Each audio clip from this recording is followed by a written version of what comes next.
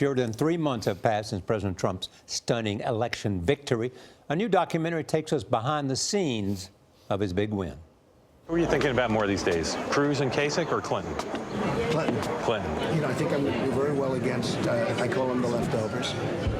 And I think I'm going to do very well. And we'll see what happens. You think she's afraid of you? The last person she wants to run against is me.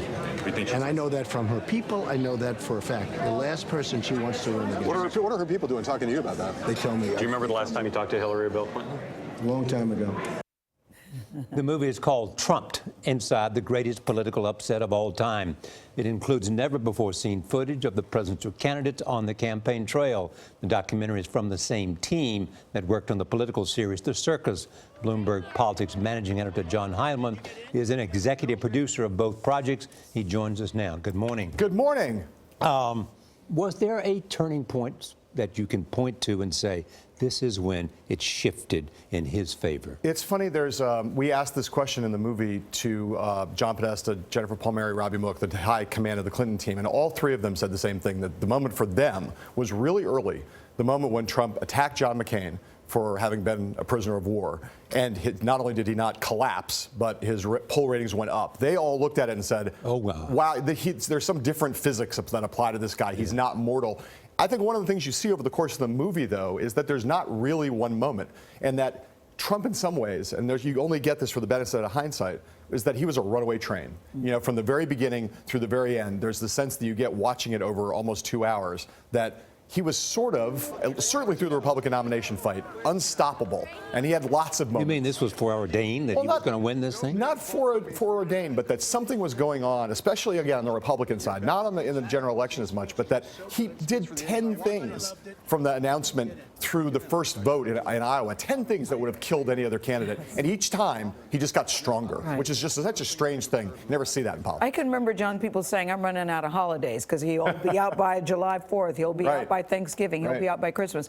It doesn't seem, watching the documentary, that anybody in the Clinton camp even thought about the possibility of losing. So what is it like to look at it? Hindsight is 20/20, but it's fascinating to see everybody's thinking. Well, I think the other thing that you see in this movie, which is striking, that contradicts conventional wisdom, is, you know, throughout the campaign, you would have people say, supposedly smart people say, you know, does Trump really want to be president? He doesn't really want this. And one of the things you really see over the course of watching this, especially with the interviews we did with them on board his plane coming out of the Republican convention, on board his plane after the New Hampshire victory, at Mar-a-Lago from that clip, is that he was hungry for it. And you get this real sense of not that he wanted to win from the beginning, he thought he would win from the beginning, and his just visceral desire for the office is much more apparent looking at some of this footage, and it totally blows away the notion that, well, he was never really in it. You really look at this and go, well, wow, he in fact said, if I don't win this thing, it's a waste of a lot of my money and time. Yeah, right. And it's really, that's super compelling. But here you have the reports, for example, that the Hillary campaign thought that it began with President Obama not doing enough in terms of the Russian hacking. Well, I think that's really a retrospective thing, right? I mean, I think now they look back, and given that the race was won or lost in the last, 7 days or so, you look back and you say, well, my God, there are a million things that could have changed the outcome. That's a really big thing that might have changed the outcome. Obviously, they also think if James Comey hadn't done what he did, she might have won.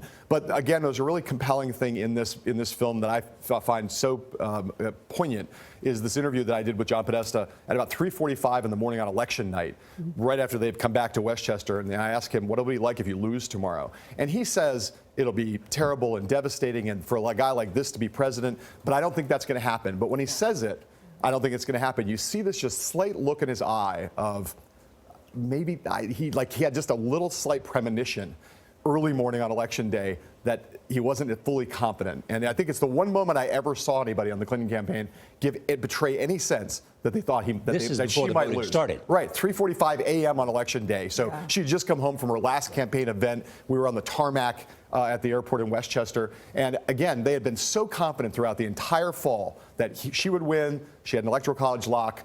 He could never be president. And then there's just this moment, this little look in John Podesta's eyes that suggested that early that morning of election day, he was thinking that, like, maybe we might actually lose. But there's a moment with you, November 9th, 2 a.m., where you sort of say, how did we get this all wrong? Right. What did we miss? Right. When you look at it now, what do you think you missed? Well, I think you and everybody else. It wasn't just you. Well, I mean, that was the moment on election night when everybody at every network, Yes. all of us, and Republicans and Democrats, and many people around Donald Trump who assumed that he was going to lose until 10 o'clock on election night. Yeah. I think one of the things that we all look, I mean, the polling in the battleground states turned out to be wrong. Nationally, it was right, but in the battleground states, it was wrong kind of systematically by a couple points in a lot of places. But I think for journalists, one of the things that the campaign taught is that it's really important to cover the candidates. It's really important to hold them accountable, but don't take your eye off the country, and it's easy for us to Take your eye off the voters. Well, yes, that's what I mean. We cover the candidates, but sometimes we ignore the country or don't pay enough attention to the country. I think one of the things that we should all learn from this is that the candidates are really important, but what's going on out there in the country